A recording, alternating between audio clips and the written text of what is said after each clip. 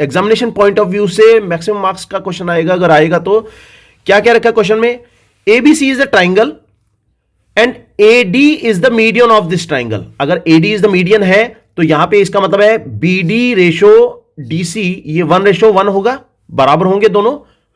और इसके बाद X is a point on AD, AD पर कोई पॉइंट है एक्स, एडी पर ये एक्स कोई पॉइंट है such that it divides, such that A x ratio x D, A x ये 2:3 में डिवाइड करता है।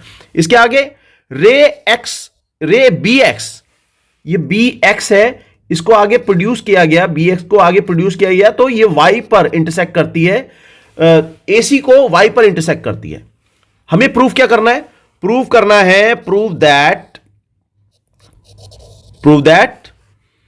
B X is equal to 4 times of X Y, ये हमें प्रूफ करना है। सिमिलैरिटी ऑफ ट्राइंगल्स का क्वेश्चन है, तो सिमिलैरिटी हम यहां पे प्रूफ करेंगे।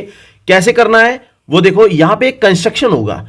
कंस्ट्रक्शन किस बात का, हमें देखा, देखो ये वाली बी ए एक्स और एक्स वाई को प्रूफ करना है। ए एक्स हमें दे रखा है, देखो ए एक्स और एक्स डी इसे दे रखा है, गिवन है, और हमें प्रूफ करना है किसके बारे में, हमें बी एक्स और एक्स वाई के बारे में प्रूफ करना है।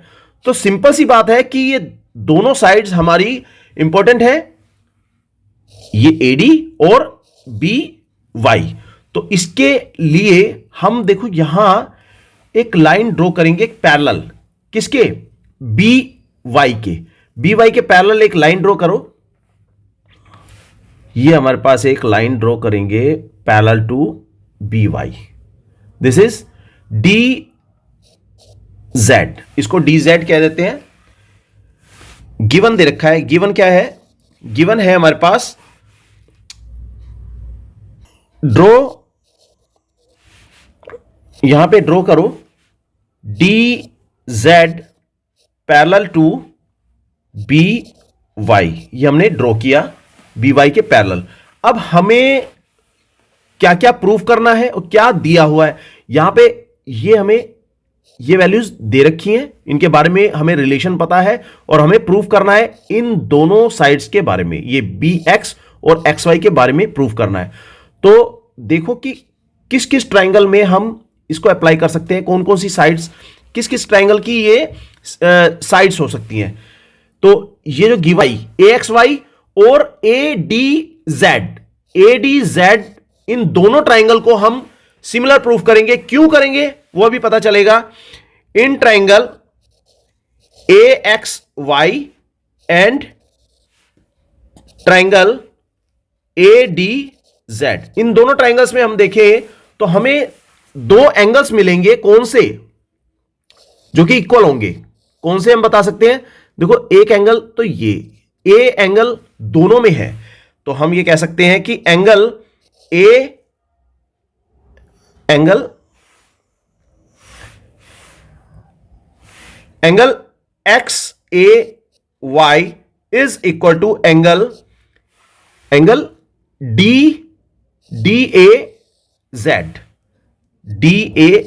ये दोनों एंगल्स बराबर होंगे। क्यों बराबर है, क्योंकि ये दोनों कॉमन है, कॉमन बता दो इनको। दूसरी बात अब यहां पे ये दोनों साइड्स पैरेलल है, ये और ये बी वाई और डी जेड दोनों पैरेलल है, तो ये angle A Y B, angle A Y B is equal to angle A Z B, A Z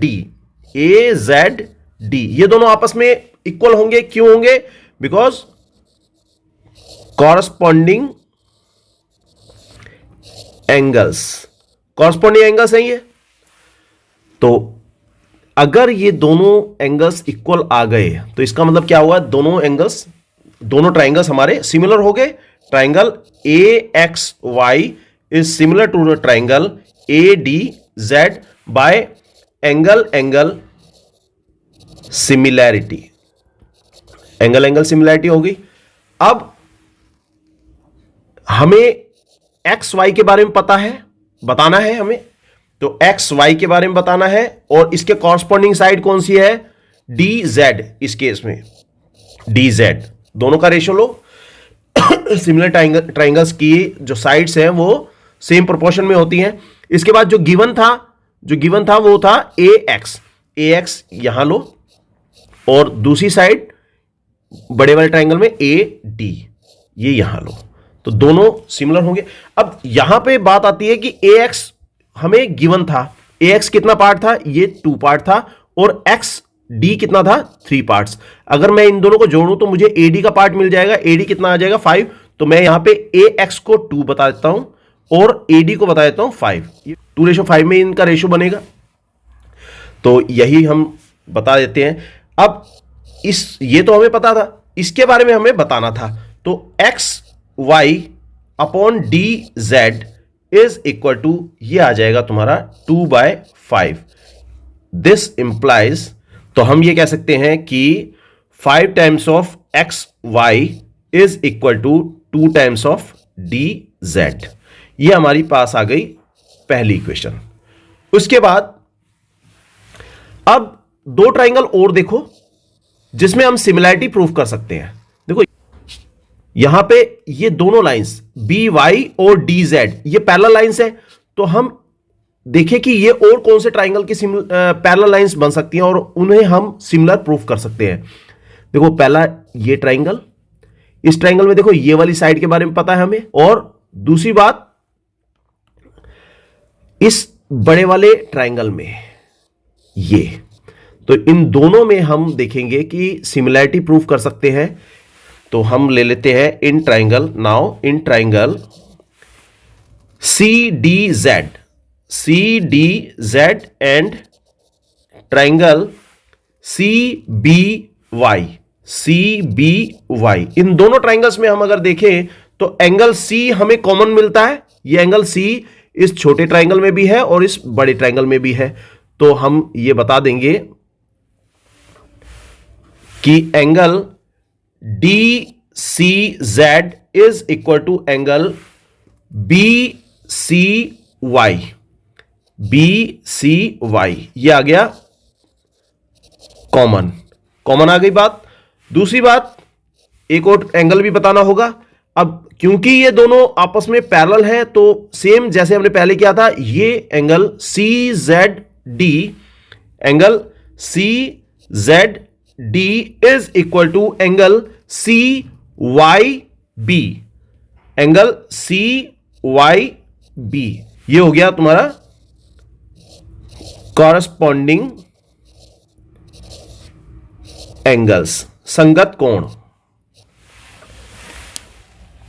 इसके बाद अब क्योंकि ये दोनों ट्राइंगल के हमने एंगल्स बता दिए, इक्वल हो गए, 2 एंगल्स बराबर आ गए, तो इसका मतलब हम ये कह सकते हैं कि triangle C D Z is similar to the triangle C B Y. Same property, angle similarity, angle similarity हो गई।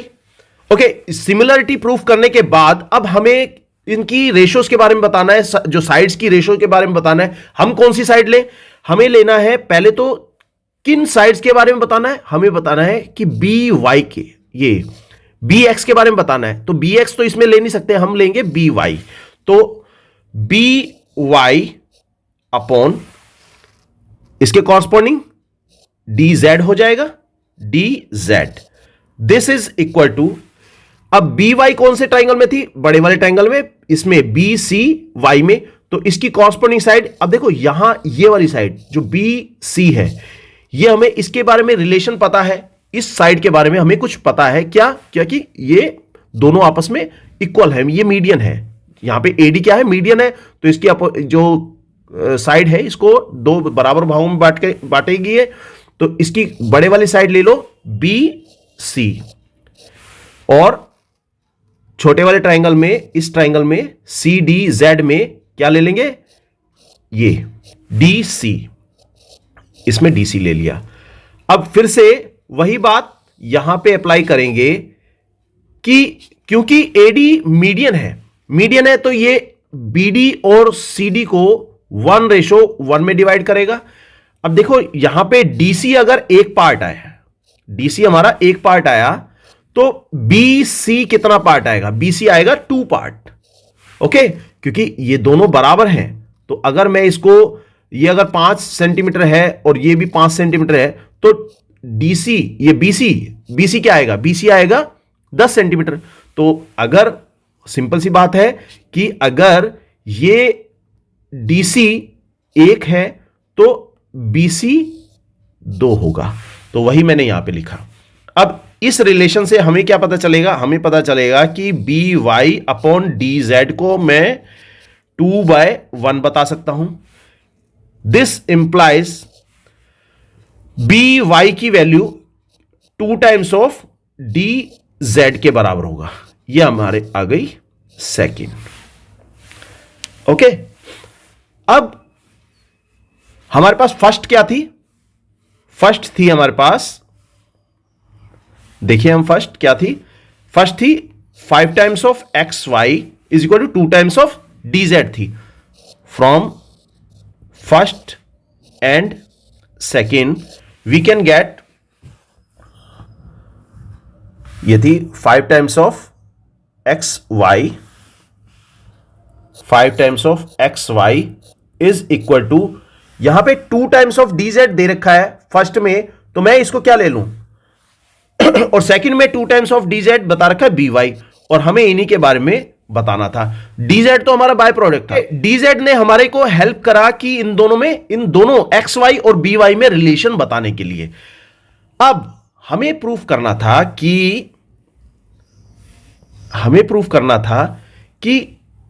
बी एक्स और एक्स वाई के बारे में बताना है, लेकिन हमने बता दिया यहां पे बी वाई के बारे में।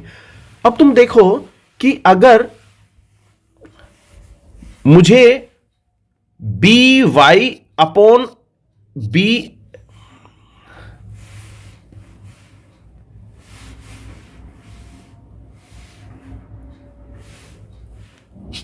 अब तुम देखो कि B Y upon X Y, ये क्या आ गया? इस एक्स वाई को मैं यहां पे इसके डिनोमिनेटर में लेकर गया, तो यहां ये आ जाएगा, यहां पे 5 रह गया, 5:1।